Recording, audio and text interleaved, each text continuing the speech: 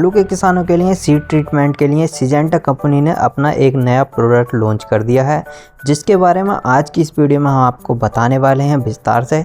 इसमें हम आपको बताएंगे इसके अंदर मिलने वाले केमिकल कंपोजिशन के बारे में, इसकी मात्रा के बारे में, कितनी डोज में हमें इसका इस्तेमाल करना चाहिए, और बताएंगे इसके इस्तेमाल करने के बाद हमारे आलू की फसल में लगने वाले कौन कौन से फंगस को ये कंट्रोल करेगा, और साथ ही साथ फंगस को कंट्रोल करने के अलावा हमारी फसल में और क्या काम करता है, इसके इस्तेमाल से हमें कौन कौन से फ़ायदे मिलने वाले हैं।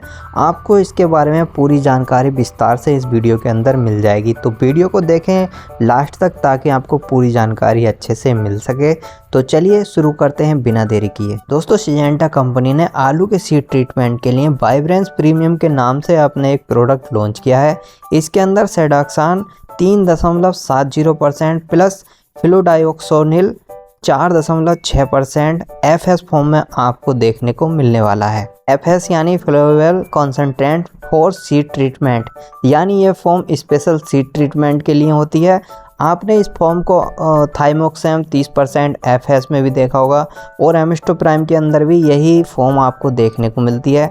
इसके इस्तेमाल करने के बाद जब आप इसका इस्तेमाल अपनी आलू की फसल पर करते हैं तो ये आपके आलू के जो बीज होते हैं उनके ऊपर लाल रंग का रंग चढ़ा देती है, जिससे कि आपको पता चल जाता है कि हमने कितने सीड पर कितना ट्रीटमेंट हो चुका है और कितना सीड हमारा ट्रीटमेंट के लिए बच चुका है। तो इस फॉर्म का ये फ़ायदा भी अलग से रहता है। वाइब्रेन प्रीमियम के अंदर 2 केमिकल दिए गए हैं। दोनों ही केमिकल नए ज़माने के अच्छे टेक्निकल हैं, और इसके इस्तेमाल के बाद आपकी फसल में जो राइजोक्टोनिया नामक फंगस लगता है उसको यह आसानी से मार देते हैं, आपकी फसल में आने से रोक देते हैं, जिसकी वजह से आपके आलू की फसल में जो ब्लैक करवाता है, जिसको काली चित्ती बोलते हैं, आलू के ऊपर काली काली पपड़ी जम जाती है, उसको आसानी से रोका जाता है। क्योंकि ये जो बीमारी है यह हमारी फसल में राइजोक्टोनिया नामक फंगस के द्वारा आती है। तो आप इस दवाई का इस्तेमाल करेंगे तो इसके इस्तेमाल से राइजोक्टोनिया नामक फंगस को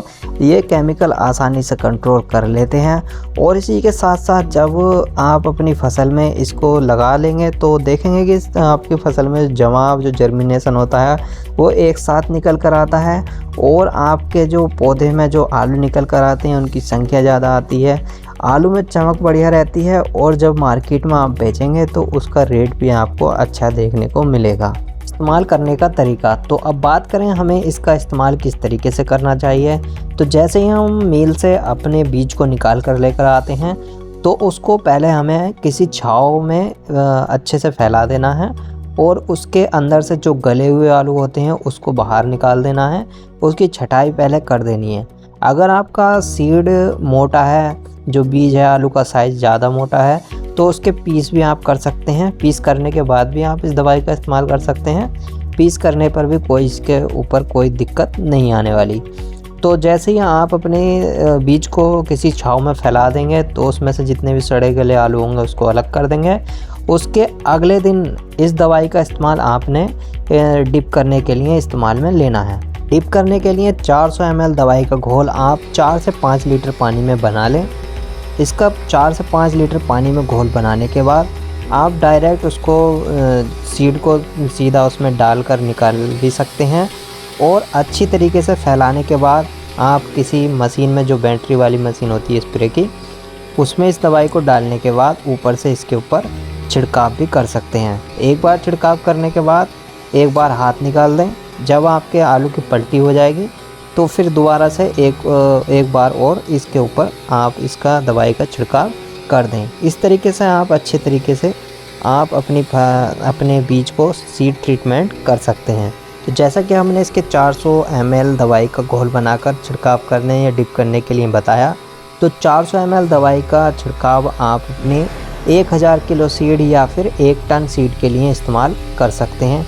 चाहे तो आप छिड़काव कर सकते हैं, चाहे आप इसको डिप कर सकते हैं। दोनों तरीके से आप कर सकते हैं। जिस तरीके से आपको बढ़िया लगे उस तरीके से आप अपनी सीड को ट्रीट कर सकते हैं। दोस्तों, जैसे ही आप इसको डिप या स्प्रे कर देते हैं तो उसके लगभग 4-5 घंटे तक आप इसको छाँव में ही पड़ा रहने दें। जब दवाई पूरी तरीके से चिपक जाए या सूख जाए तब आप इस सीड को पैक कर सकते हैं।